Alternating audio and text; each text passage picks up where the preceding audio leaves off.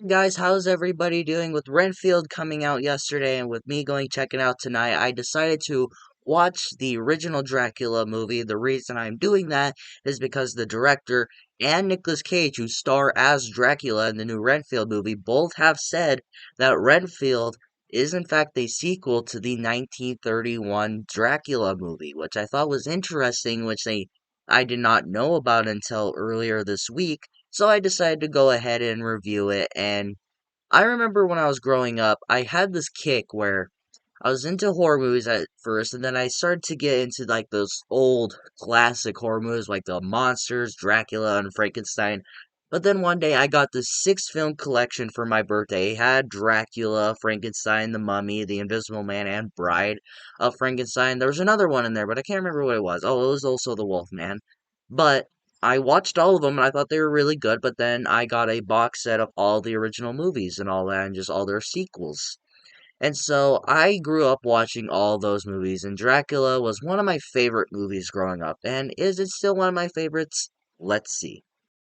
One of my positives on Dracula 1931 is Bela Lugosi, the star of the movie who stars as Dracula. He is possibly my favorite Dracula actor ever. Him and Christopher Lee are like looking neck at neck. I love Christopher Lee as Dracula, but I don't know if anyone will ever top Bela Lugosi. Maybe Nicolas Cage will, because I've heard nothing great things on him, but we'll see. But Bela Lugosi as Dracula is just perfect. His accent, the way he performs it, like the just by the introduction of him, where he's just holding the camera and the cape around him, he's like, "I am Dracula." Like I don't know why, but he was kind of represented as a sex symbol when this first came out, which I understand why. There's just something about this movie poster that makes me want to go watch it. Hotness. For some reason, every time I rewatch this movie, I can't help but feel like unnerved and kind of uncomfortable. Maybe because about how silent this movie is. Now, this was directed by a person who started off his career directing silent films, and this was his first movie with sound in it. Maybe that what had to do with it. And he was also kind of felt weird directing a movie with actual noises in it because, like I said, he mostly directed silent movies. So maybe that's why the movie is so silent and it kind of makes you kind of freak out, and like the way this movie looks, the way like they perform certain scenes, like it's just unnerving. Like every time Dracula shows up on scene, like I can't help but just feel unnerved. Like every time he's just there, I'm like, God, I can't help but have this like unnerving feeling, like kind of like this creepy feeling where every time I just watch it, I get like this chill down my spine. I don't know what it is, but I like that. You can't forget about the star of the show, and that is Dracula himself. He is awesome in this movie. Like I said, played by Bela Lugosi, who plays him perfectly. Mwah. And just the way, I love this character for some reason. Even for someone who, God, there's something wrong with my hair today.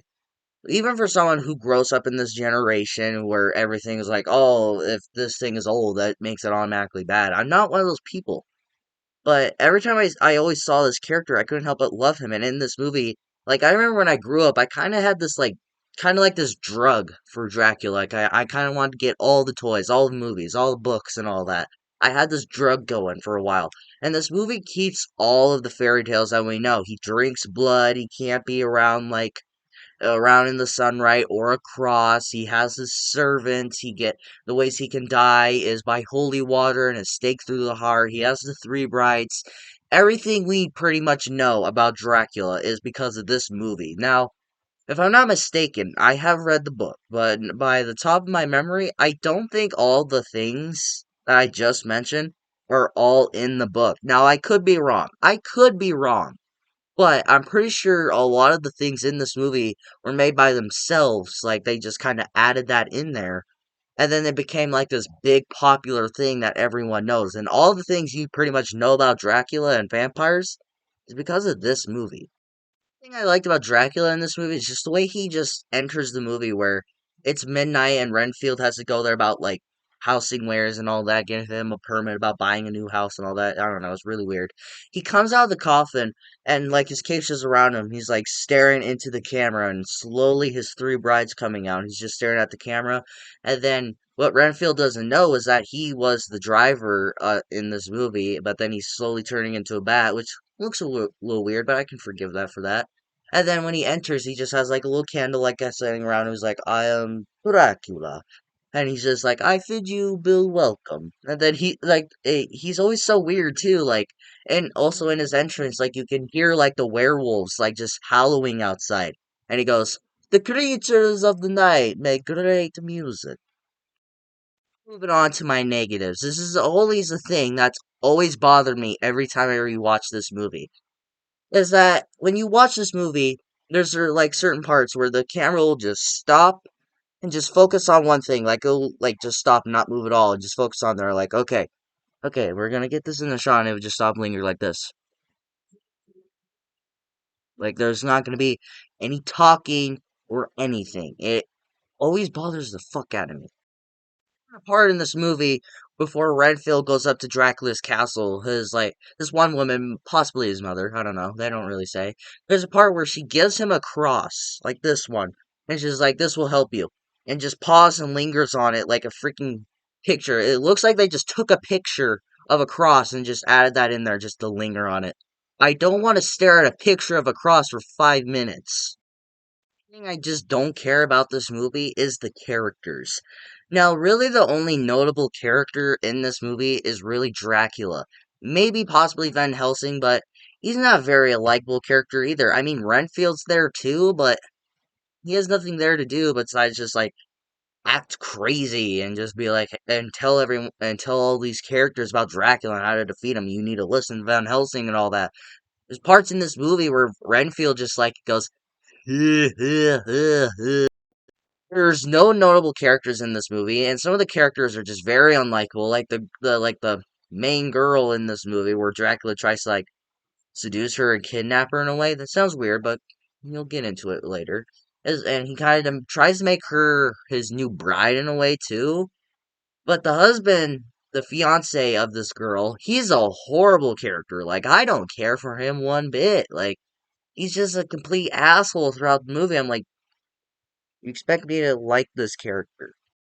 Another thing that always has bothered me watching this movie is how slow this fucking movie goes. Where the most exciting things in this movie is when Dracula is on screen. Like it starts off really good where Renfield is going up to the castle and then you get introduced to Dracula and all that. But after that they get on the boat, they get to London, you get to meet these characters and then Dracula disappears for like 10 minutes, and then it goes so fucking slow to get to the point.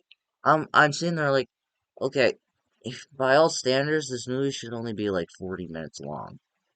Like I'm not miserable watching throughout this movie. I'm interested to see what's happening, but the only things that's happened is that Dracula's on screen. He kills somebody, but then the characters are talking about like how these people are dying, and then they're trying to figure out who the killer is. They know that it's Dracula now, and then they're trying to figure out his weaknesses. They know all about Dracula. They're trying to figure out like more about Dracula and all the stuff that we know about him. And then Dracula will show up, he'll do something, he'll disappear for 5 more minutes. It just keeps on going and it moves so fucking slow. Other than that, guys, I enjoy this movie. But when you kind of look at it, really the mostly enjoyable thing in this movie is really just Dracula himself. That's probably like the thing you will get hooked on when you're watching this movie is when Dracula is on screen. When he's on screen, that's really the only time you'll really get interested and hooked on this movie. But this movie did help the horror subgenre. It created the Universal Monster franchise. It kind of kicked off the horror movies that we kind of know now, and I will give credit to that. And if you want to watch a 70-minute passable movie about a Dracula and then just him disappearing for 10 minutes, this movie is for you. But I wouldn't recommend it to everyone, so this would be a movie I would recommend that you just go ahead and stream it. What do you guys think of the original Dracula movie? Do you love this movie? Do you not like this movie? Do you think this movie ages well? Or do you think this movie ages horribly? You will never watch it again.